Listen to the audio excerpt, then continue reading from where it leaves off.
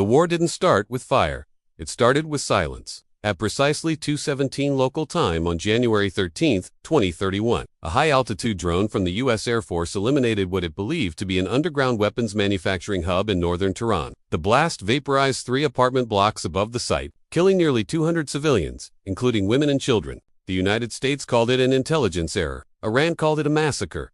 The world called it a trigger. The very next day, Iran retaliated by striking a U.S. naval convoy in the Strait of Hormuz. 2 ships were sunk, over 80 American lives lost. By the end of the week, cities on both sides had been attacked. Washington issued an ultimatum. Iran promised annihilation. Diplomatic embassies shuttered like tombs, but Private Aaron Wells didn't care about the politics. 20 years old, from Nebraska. Fresh off his second deployment, Aaron had only just stopped flinching at fireworks back home. He cared about sleep, about silence, about surviving the next day without vomiting from the stench of sand, sweat, and fear. His platoon had been stationed near Aaron what DeBrass called a strategic communications checkpoint, but the soldiers called the mouth. It was a small forward operating base, wedged between dust-blanketed hills, the mountains clawing the horizon like broken teeth. The mouth was lifeless. Lifeless in a way that wasn't natural. No birds, no insects, even the wind seemed to avoid the place. At first, Aaron figured it was exhaustion. The 40th-hour march to set up perimeter posts had drained everyone. Sand got into their eyes, their gear, their lungs. He didn't even notice at first that no one had seen the sun since they arrived. The sky was the color of smeared ash, the air thin and sickly. On the second night, Corporal Jimenez pointed to the horizon and muttered, "The mountains are closer than yesterday, right?" They laughed. But that night, the guards at the southern watch post fired off a flare, screaming about shadows without bodies. Aaron was on the radio shift. He tried to hail command. The line clicked. Then, static. Then something else. A whisper. Barely audible. A wet, breathy whisper in a language he didn't know. The voice repeated 3 syllables, over and over. Nazara. Aaron ripped off his headset. By morning, the 2 guards from the southern posts were gone. Their gear remained. Rifles still loaded. Helmets dented, as if something had pressed down with inhuman weight. Tracks led out into the dust and disappeared into nothing. Command told them to hold position. Reinforcements were en route, but no one came. Days passed. Rations thinned. The generator started coughing black smoke. Then, Private Torres, the team's communications technician, announced he'd isolated the whispering frequency. That was the last thing he ever said. They found him in the comms tent, throat torn open not by a knife, but by his own hands. He'd jammed his fingers into his neck, tearing cords and veins, like someone trying to rip out a voice that didn't belong to him. The radio next to him still played the whispering loop. Nazara. Aaron started seeing figures in the dust only when he blinked. Only when he turned his head. Always gone the moment he tried to look again.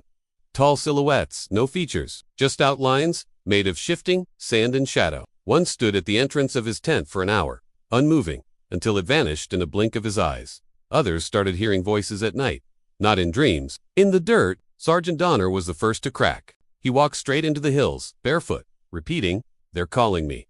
They say the war is over." He was never seen again. One night, Aaron saw him return, or someone that wore his skin. It stood outside the base perimeter, just far enough that the spotlights flickered and failed. It smiled, mouth stretched impossibly wide, eyes hollowed out like caves. And then, it whispered, "You should have stayed home." More dust came the next day. The winds returned, but they didn't how they hummed. And every time they passed, the humming turned into voices. By the end of the week, Aaron stopped sleeping. And the mountains, they did look closer now. They weren't supposed to leave the base. Orders were clear.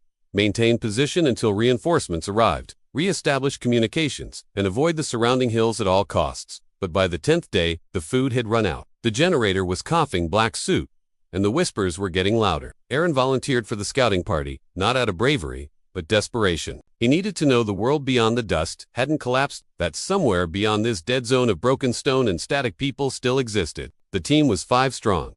Aaron, Sergeant, Malik, Corporal Sanders, and 2 Iranian defectors turned U.S. Intel, Guides Reza, and Hamid. Neither spoke unless spoken to. They barely blinked. Their silence wasn't just language, it was dread. They departed before dawn, guided by the last coordinates Torres had received before his death. A signal ping from an abandoned recon drone that had gone dark somewhere in the rocky canyons north of Shiraz. The world outside the base didn't look like Iran anymore. The terrain had shifted. Literally, what was once rolling desert was now jagged with sharp hills and impossible canyons. Landmarks disappeared, roads swallowed by chasms. The dust hung in the air, thick like fog, but never settling.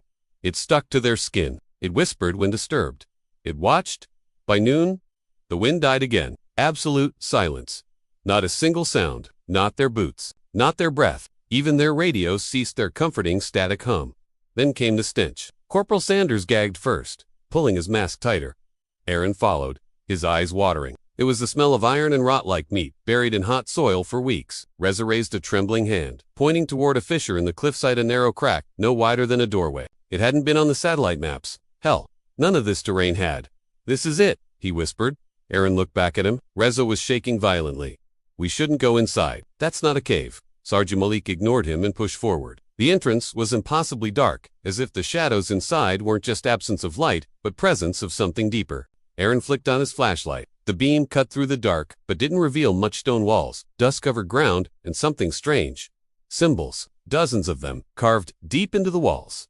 Not in Farsi, not in any known language. They looked ancient. Spirals, slashes, concentric eyes. Creatures with no faces. Humans kneeling before horned things. Open mouths spewing sand. Glyphs of ritual and pain. "Are these Sanders asked. "No," Reza whispered. "They're pre-human." They went deeper. The walls pulsed with warmth. Not just heat heartbeats. Rhythmic, wet thudding behind the stone. Aaron pressed his hand to one of the symbols. It was soft, like flesh. He recoiled just as something behind him whispered, "Turn around." He spun. Nothing. The deeper they went, the narrower the passage became. Their flashlights began flickering. Radios failed. Hamid collapsed without a sound, eyes wide, mouth open, like he was screaming, but there was no sound. He convulsed once, then went still. When they tried to lift him, his skin came off in sheets. Aaron wanted to leave. He should have run, but then they saw it. A chamber, open, round, carved into a perfect circle. The ceiling glistened with what looked like black glass. At the center of the chamber, surrounded by bone totems and melted electronics, sat the drone, its camera lens cracked and twisted. Reza dropped to his knees. "I've heard of this," he said, tears running down his cheeks. "They said it was a myth. The place where the old ones sleep, where the breath of war feeds them." Sergeant Malik approached the drone. Its camera blinked. Just once, then the glyphs on the walls began to glow. Red, pulsing.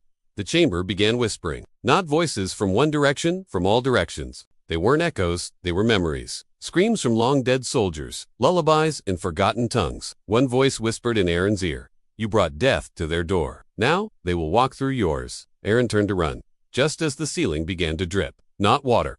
Blood. By the time they emerged, Reza was missing. Hamid was dead. Malik and Saunders were silent, white-faced and hollow-eyed, clutching their rifles like they were rosaries. The sun never rose that day, and the mountains were even closer now. When they returned to the base, the gate was open.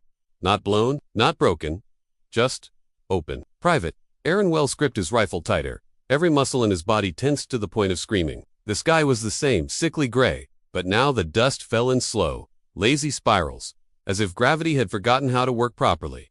There were no guards on the tower, no voices on the radio, no sound at all. "Something's wrong," Sanders whispered. His voice was almost lost in the quiet. "Where is everyone?" Sergeant Malik didn't answer. He just walked, like a puppet with no strings left to hold him up. His skin looked paler than before. Gray in places, eyes sunken. Aaron felt it the moment they crossed back inside the perimeter. The silence was too perfect. Sound didn't just disappear, it was being taken, absorbed. There were no bodies, no blood, no signs of struggle. The camp looked frozen in time. Coffee mugs, still warm, showers dripping, a poker game mid-hand on the mess table. But no one remained, and then they heard it. "Help me." A voice from under the dirt. Aaron dropped to his knees and began clawing at the sand outside the medical tent. His fingernails cracked. Blood streaked the pale dust. Sanders joined him, shoveling desperately. They uncovered a face, not buried, grown into the ground. Private Johnson, his skin fused with the earth, eyes wide and wet, unable to blink. His lips barely moved, but his voice came out somehow from the soil itself. "Don't breathe the dust." Sand poured from his mouth with every word. His eye popped like an overripe grape. Then the rest of his face began to collapse, dissolving into dry, writhing grains that scattered into the air. Sergeant Malik stood over them, staring. "There's no coming back now," he said. Aaron looked up. "What the hell are you talking about?" Malik's eyes were completely black. Sand trickled from his nose. And then he screamed an awful, high-pitched shriek that didn't belong in any human throat, and turned the rifle on himself, pulling the trigger before Aaron could stop him. His body collapsed into a puff of red-streaked dust. Sanders backed away. "We need to get out of here. Now." But Aaron wasn't listening. The radio and the comms tinsel sizzle wriglet up on its own. A voice came through. No static. No delay. Claire.com. Private Wells. You opened the gate. Aaron swallowed. The voice chuckled. We are what's left after war, forgets who it belongs to. Then, the whispering began again louder. Now, all around them, the dust lifted off the ground, swirling upward into the shape of people. Soldiers, civilians, Americans, Iranians, all made of ash and grief, screaming silently as they marched through the base. One turned to Aaron. It wore his face. They fled into the hills, breathless and broken. Sanders sobbed as he ran, clutching his helmet like it would save him. But they didn't get far. The mountains weren't mountains anymore. They were mouths, huge, gaping mouths of stone and bone, breathing in the dust and breathing out the dead. Aaron collapsed beside Sanders, behind a ridge. I think, Sanders stuttered, I think we triggered something. The war had fed on the blood. On both sides. Aaron nodded slowly. We didn't invade a country. Sanders turned to him, eyes wide. Aaron's voice dropped to a whisper. We invaded a tomb, and from behind them, the dust whispered in unison, and now the tomb is open. They made it to the last surviving satellite uplink tower, perched on a crag above the dead valley where their base had once stood. It still blinked faintly. A dying eye pointed at the gray heavens. Aaron and Sanders climbed in silence. There was nothing left to say. Around them, the world twisted. Hills folded like flesh. The air buzzed with buried screams. Where trees once stood, now rose statues not carved, but grown. Pale stone figures of kneeling soldiers with mouths stretched open in silent prayers. Or silent terror. Sanders set the coordinates for an emergency beacon. It'll take 4 minutes to transmit, he muttered, trembling. If anyone's still listening, Aaron stared at the sky. It wasn't a sky anymore. It was a canvas of shifting dust, shapes forming like clouded memories' faces. Hands, cities, crumbling in reverse. We're not going to make it, are we? Sanders asked. Aaron didn't answer. The wind shifted, and with it came the broadcast. No speakers, no equipment, just the sound deep, harmonic, painful. A chant in a language never spoken by man, reverberating in their teeth. Bones, thoughts, Sanders screamed.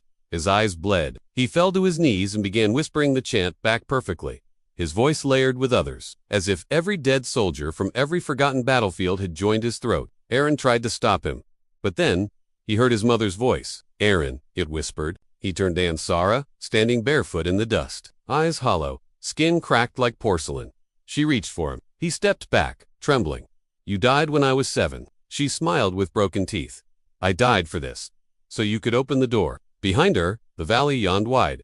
No longer Iran, no longer Earth, just a gaping maw made of ash, sorrow, and bone. And from it, they emerged. Not demons, not gods, not anything with names, just shapes tall, vast, skinless things with no faces and too many hands, crawling up from the deep, wearing pieces of flags and bone-like trophies. One had a U.S. flag tattooed into its chest, etched with fire. Another bore an Iranian military cap jammed into a mouth that had no eyes above it. They walked without touching the ground. They breathed warlike oxygen. Aaron backed up to the transmitter, gripping his rifle like it would change fate. This is Private Aaron Wells, U.S. Armed Forces, he said, breath shaking, voice cracking through the uplink. Mike, we're not fighting Iran. We're not fighting anyone. He looked into the camera. His eyes were wide with realization. We're being harvested. The beacon blinked red signal sent, but nothing answered. Because nothing was left, one of the figures approached him. It didn't speak. It pressed a single finger, long and barbed, to Aaron's forehead. His vision blurred. He saw all the wars, not just this one. Vietnam, Baghdad, Syria, Afghanistan, civil wars, revolutions. Every place soaked in blood, all leading to this moment. He understood now. The violence wasn't a symptom. It was a ritual. And the dust?